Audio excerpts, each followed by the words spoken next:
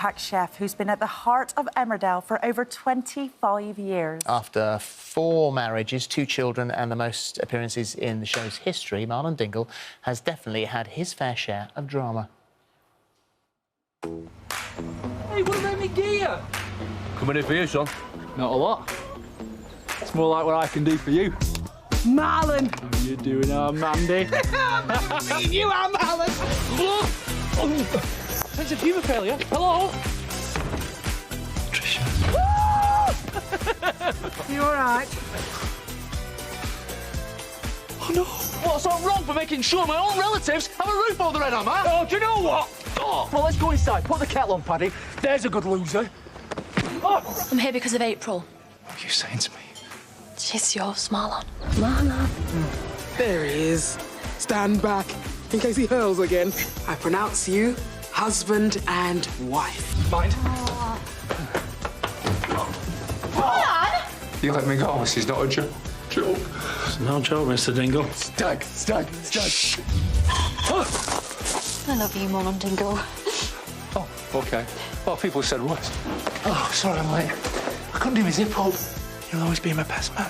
Being married will never, ever change that. Well, I'm going nowhere. Because I love you, you big woman. Whatever tomorrow brings, we'll be OK. Oh, and Mark Charnock, who plays him, joins us now. Absolutely brilliant. Can you believe you've been there for that long? You've had the most appearances on the show, over 25 years. I'm finding this out now. I had no idea. No idea. Yeah, that's... quarter of a century's gone awfully quick, because it doesn't make sense, because I'm only 32. That's the scary. That's what I keep saying. It's the scary thing, how fast it goes. And did you get the call initially on your birthday? Yeah, I got the job on my birthday, a 3-month contract, and I was just jumping around. It's the best birthday present ever. And it's just the longest... I don't think they realise I'm still in it. I just wander around in a chef's outfit in the background. It's a bit like I am here. They just don't realise that I just keep turning up.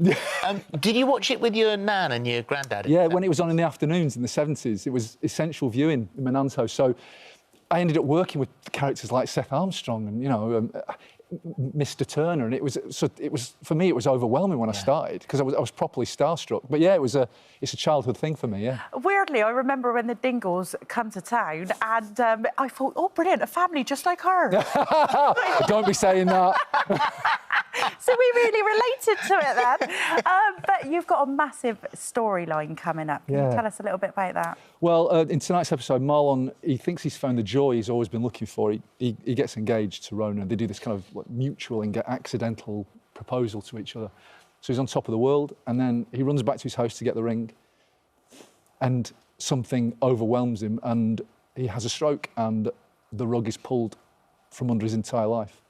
This is, I mean, it starts as a really joyous moment with the relationship between the two of them. And as you say, he then gets back to the cottage. This happens to him. How is he found? Who finds him? His daughter, April, finds him. It's harrowing. You know, this is what happens. I think these things are so... They just happen. You know, often there's no build-up. It's just a hideous event. So April bursts into the room and finds him totally incapacitated on the floor. He can't express himself, he can't move, he can't speak. So imagine what that's like for a 13-year-old. Well, yeah. And you've had to, you know, realise what it's like to have a stroke. What have you been doing to... Well, the Stroke Association have been amazing, and I've had, like, 2 stroke survivors have been really helpful, Nick Hansfield and Chris King. And so they've been amazing, but you sort of have to really see it, I think, to sort of, like...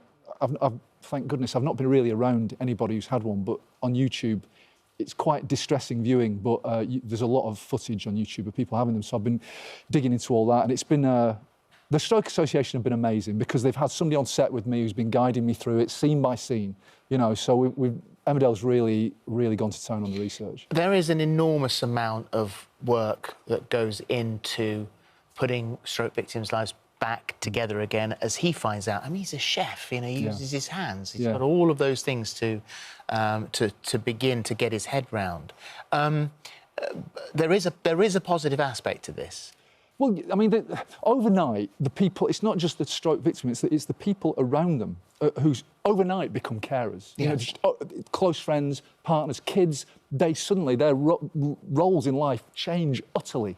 And that's what happens to Marlon. And what it does is there's a real communal kind of response to it. And it's his closest people, you know, Paddy, Rona and April, his daughter. And they've written in, because the Stroke Association and the survivors as well, there's a lot of, you know, it's not like people lose their sense of humour. You know, it's a very humane story. There's still a lot of love and light in it. And because the light, the little occasional pools of light are where the hope is, I think, for the future and for the recovery. And it's always important, and we used to always stress, I think Sharon Marshall was on here the other day saying how important it is to act really, really quickly if you suspect someone around you that's having a stroke. That's the key. It's all about the time. There's this golden window. The Stroke Association have got this acronyms, FAST, F-A-S-T, which I'm sure your research will tell you about, but it's like, you know, is there facial drooping? Is there arm weakness? Can they speak properly? Can they express themselves? Can they understand you? But the key one is the T of FAST. It's time to call 999. And it's because if they can catch you, I think it's 4 to 4.5 hours, the quicker they get either the clot busting drugs into you or an operation where they drag the clot out, it improves the person's chances of recovery and survival. Because, I mean, 1 in 7 people don't make it, you know. Yeah. Now, when you have your stroke, you had to wear prosthetics. Yeah. You didn't want to look in the mirror. Yeah, they did it. I'm not a method actor at all, but I thought it'd be really... I asked them to cover all the mirrors up in makeup when they put it on. And because I wanted, when we shot it, so what the viewers will see tonight is when I see it in the mirror, is the first time I've seen it. And hopefully it's going to have quite it had an impact on me. It was just the reaction the viewers will see tonight is real, you know. Yeah. And so this is... You've had some great storylines. This is a very important one. Chunky for you as an actor as well. And you've got the 50th anniversary coming up as well. Yeah. Now, I know for sure that you are not going to tell me anything about that. That's correct. I'm going to ask you one question. Yeah. There have been rumours... Watch his face, watch his eyes. Watch this. This is where you the poker thing. There have been rumours of a live episode. Can you tell me anything about the fact that there might be a live episode? Huh? Very good. Very good poker face. Very, very good. Congratulations on being part of that 50th. That's a great moment for you because you've been with it for such a long time. Well done on this, which will be very important as a character. Soaps are so good at that, at highlighting these things, and it's lovely to see you.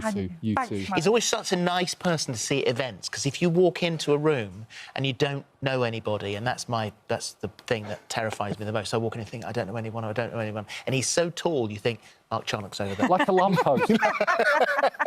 I'll go. Thank you, mate. Thank you very much.